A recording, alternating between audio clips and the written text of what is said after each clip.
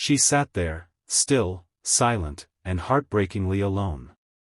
In a private room that cost more than most people's yearly rent, beneath a chandelier that sparkled like a million tiny stars, a little girl in a wheelchair stared at the untouched cake in front of her. Frosted pink with her name written in soft white icing, "Happy Birthday, Mia," glowed under the flickering candles. But there was no music, no laughter, and no friends to sing for her. Just the quiet hum of the air conditioning and the faint shuffle of the butler's polished shoes. Outside the glass doors, the rest of the world bustled, happy families, balloons in the sky, children laughing in the distance, but inside, Mia sat in heartbreaking silence. She turned her head slowly, hopeful eyes scanning for anyone, who might walk in. But the chairs stayed empty. And as one candle flickered out, so did the little light in her eyes. Backhand index pointing right. If you believe in kindness, second chances, and the power of human connection, please like, comment, share, and subscribe to Rapple of Hope. Let's keep stories like this alive, because someone out there needs to know they're not forgotten. The world knew Oliver Grant as a titan. The CEO of one of the most influential tech companies on the East Coast, he had wealth, power, and prestige. But behind the glass walls of his office and the designer suits, Oliver carried a silent sorrow that never left him. His wife, Clara, had died in a car crash 2 years ago, and their only daughter, Mia, was left paralyzed from the waist down. Since that tragic day, Oliver buried himself in work, building empires but missing moments. He tried to give Mia everything money could buy: private nurses, therapists, a homeschool tutor, even a golden retriever with a diamond-studded collar, but the one thing she truly wanted, he kept missing: him. He told himself he was doing it for her, that working late and building wealth would secure her future. But deep down, guilt gnawed at him: guilt for the accident, guilt for surviving, guilt for not being able to be the father she needed. So this year, he promised to make it right. He rented out an entire luxury rooftop garden for her birthday, hired planners, entertainers, gourmet chefs, and personally sent out invitations to every child in her class. He told Mia it would be magical, unforgettable. And she believed him, her fragile heart lighting up for the first time in months. She even picked out her favorite dress, a lavender one with small embroidered butterflies, and asked her nurse to curl her hair just the way her mother used to. But as the hour came and went, as the entertainers waited awkwardly by the fountain and the chef nervously checked the food for the third time, it became painfully clear: no one was coming. None of the kids showed up. Not a single parent sent regrets.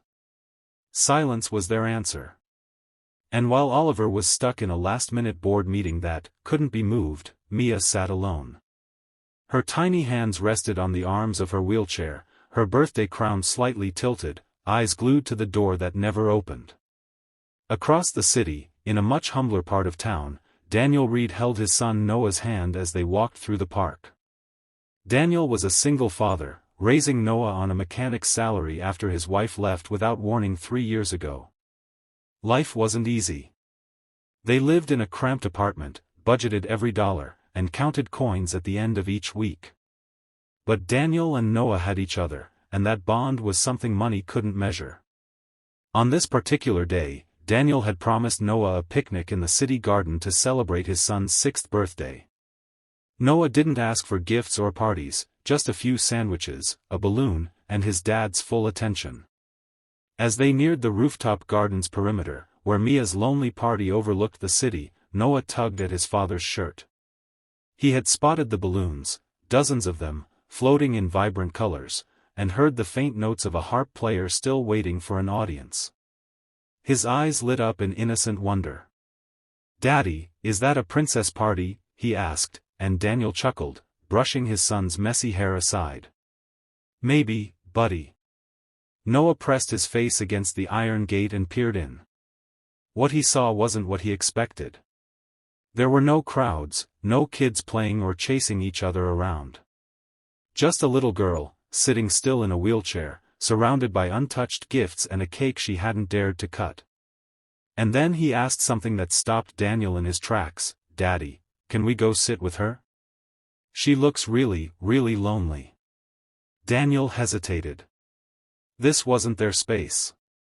They hadn't been invited. But something in Noah's voice, and in the way that girl sat so perfectly still, as if even breathing hurt, broke something inside him. He looked around, saw no security, no guests. Just staff, waiting like statues. So he swallowed his awkwardness, held Noah's hand tighter, and stepped through the open gate. As they walked in, every eye turned. The butler opened his mouth to stop them, but paused when Mia lifted her head. Her eyes widened, lips parting slightly. Hope bloomed, cautious but hungry. Daniel knelt beside her. "Hey, sweetheart. My son and I were just having a picnic nearby. He wanted to know if we could join your party." Mia blinked. Slowly, a smile began to form, shy and trembly. She nodded. That's how it began. Two strangers becoming something more than guests. Noah clapped his hands with joy, quickly asking if he could blow the candles with her. Mia's nurse lit them again.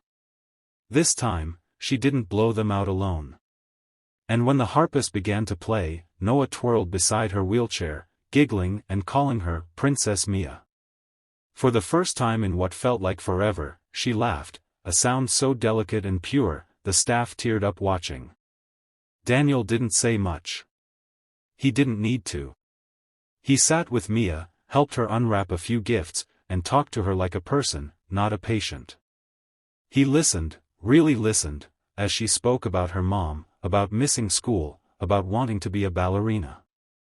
And when Oliver finally arrived, rushing in breathlessly, expecting disappointment, he found his daughter glowing with happiness. There she was, laughing with a stranger, playing with a boy she had just met, surrounded by warmth money couldn't manufacture. At first, Oliver was furious. Who were these people? How did they get in?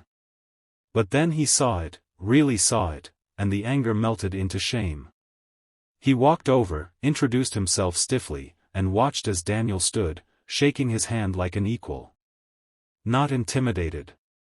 Not impressed. Just a father, like him, trying to make his child smile. They talked for hours. Daniel told him about struggle, about parenting alone, about love without limits. And Oliver, for once, listened. It struck him how this man, with none of his wealth or status, had given his daughter something he hadn't, presence. In the weeks that followed, everything began to change. Mia and Noah became inseparable. Oliver invited them over again, and soon, Daniel wasn't just a guest, he was family. Slowly, Oliver began rearranging his priorities. He canceled meetings. He cooked pancakes. He started being dad again. All because one man and his little boy had the courage to walk into a party they weren't invited to, and filled it with the only thing it was missing, love. And as for Mia, her laughter returned. Her spark. She began physical therapy again, motivated by Noah's cheerleading. And though she still couldn't walk, she danced with her heart, arms outstretched, spinning in her chair with a joy no legs could give. Backhand index pointing right. If this story touched your heart, please like, share, and subscribe to Rapple of Hope. Leave a comment below to remind the world, sometimes, it's the uninvited guests who bring the greatest gifts.